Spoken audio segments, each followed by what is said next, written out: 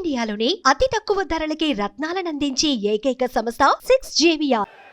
విశాఖపట్నం వేదికగా జనసేన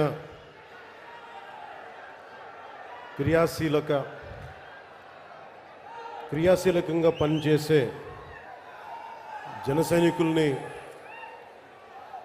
కలవడం కోసం ముఖాముఖి జరిపి వారి మాటలు వినడం కోసం వారి సలహాలు సూచనలు స్వీకరించి పార్టీని మరింత బలోపేతం చేయడానికి ఏర్పాటు చేసిన ఈ సభకి విచ్చేసిన మీ అందరికీ పేరు పేరున నా హృదయపూర్వక నమస్కారం. అలాగే ఈ సమావేశాన్ని గత 10 రోజులుగా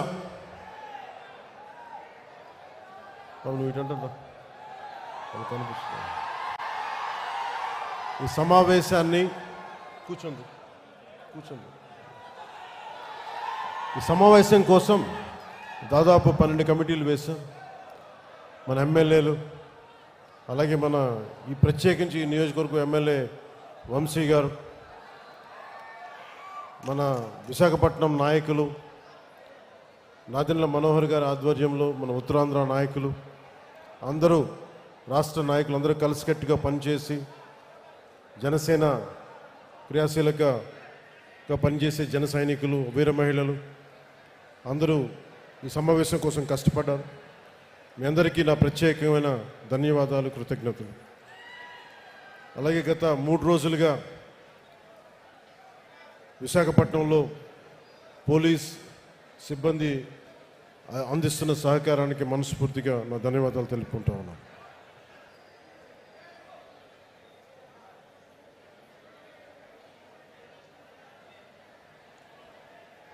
జనసేన 2014లో ప్రారంభించినప్పుడు మన తెలంగాణలో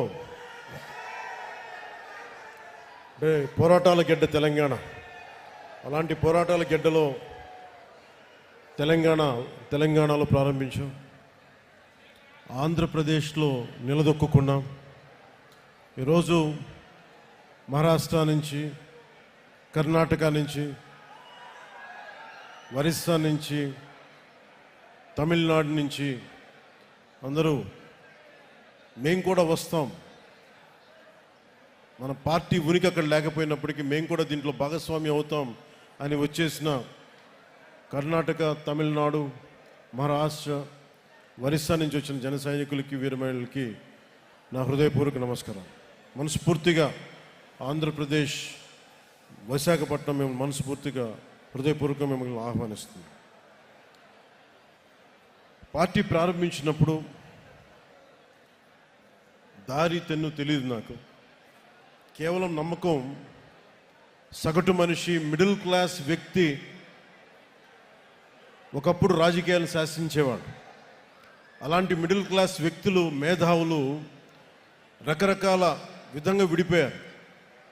సమస్య వచ్చినప్పుడు ప్రతి ఒక్కళ్ళు వాళ్ళదైన పర్స్పెక్టివ్ తోటి, వాళ్ళదైన దృక్పథంతో ఉండే పరిస్థితుల్లో నాకు అనిపించింది సగటు మనిషి మాట్లాడే కోపం ఎలా ఉంటుంది, ఆవేదన ఎలా ఉంటుంది, వీటి నుంచి పుట్టింది జనసేన.